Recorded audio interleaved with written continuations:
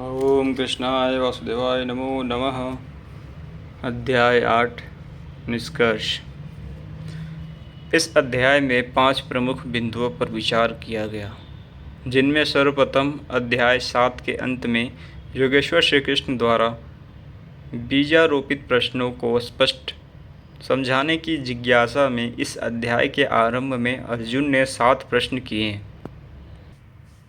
भगवान, जिसे आपने कहा वह ब्रह्म क्या है, वह अध्यात्म क्या है, वह संपूर्ण कर्म क्या है, अधिदैव, अधिभूत और अधियज्ञ क्या है, और अंतकाल में अब किस प्रकार जानने में आते हैं कि कभी विस्मृत नहीं होते। योगेश्वर श्री कृष्ण ने बताया कि जिसका विनाश नहीं होता वही परम ब्रह्म है।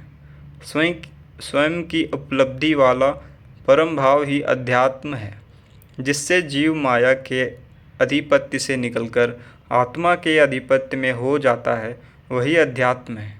और भूतों के वे भाव जो शुभ अथवा अशुभ संस्कारों को उत्पन्न करते हैं, उन भावों का रुक जाना, विसर्ग मिट जाना ही कर्म की संपूर्णता है।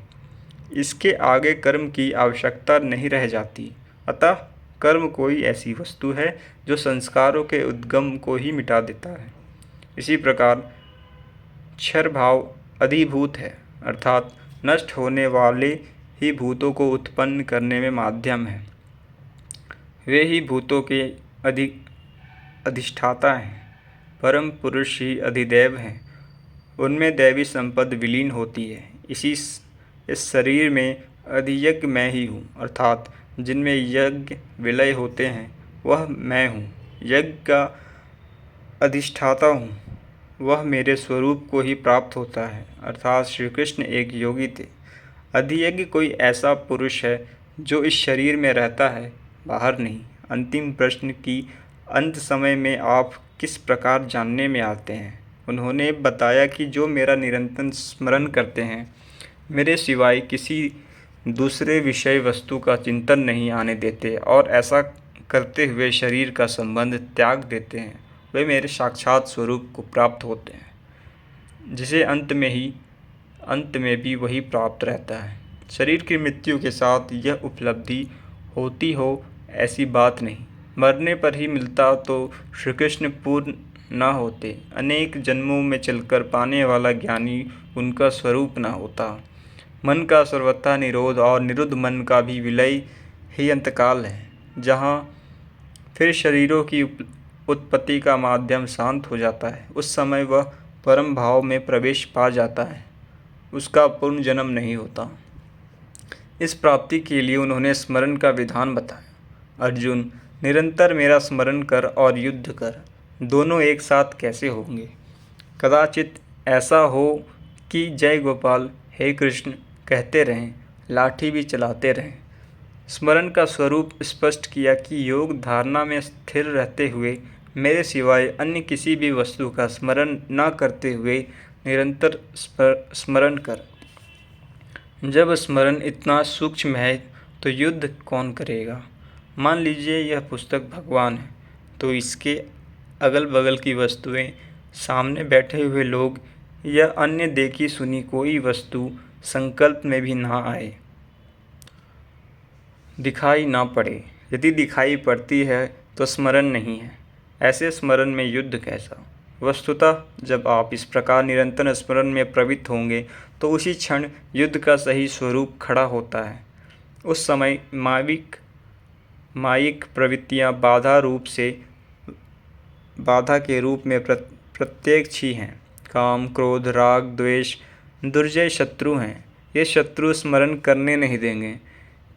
इनसे पार पाना ही युद्ध है। इन शत्रुओं के मिट जाने पर ही व्यक्ति परम गति को प्राप्त होता है।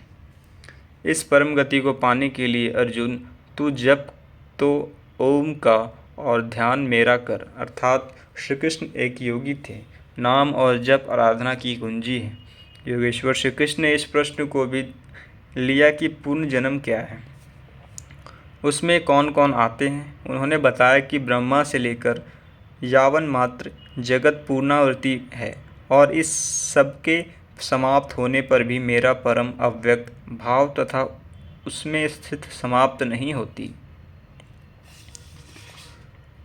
इस योग में प्रविष्ट पुरुष की दो गतियां हैं। जो पुरुष प्रकाश को प्राप्त षडैश्वर्य संपन्न ऊर्ध्व रहता है, जिसमें लेश मात्र भी कमी नहीं है, वह परम गति को प्राप्त होता है। यदि उस योगकर्ता में लेश मात्र भी कमी है, कृष्ण पक्ष सी कालिमा का संचार है, ऐसी अवस्था में शरीर का समय समाप्त होने वाली योगी को जन्म लेना पड़ता है।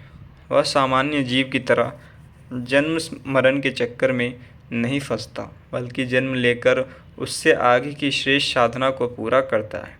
इस प्रकार आगे के जन्म में उसी क्रिया से चलकर वह भी वहीं पहुंच जाता है जिसका नाम परम धाम है।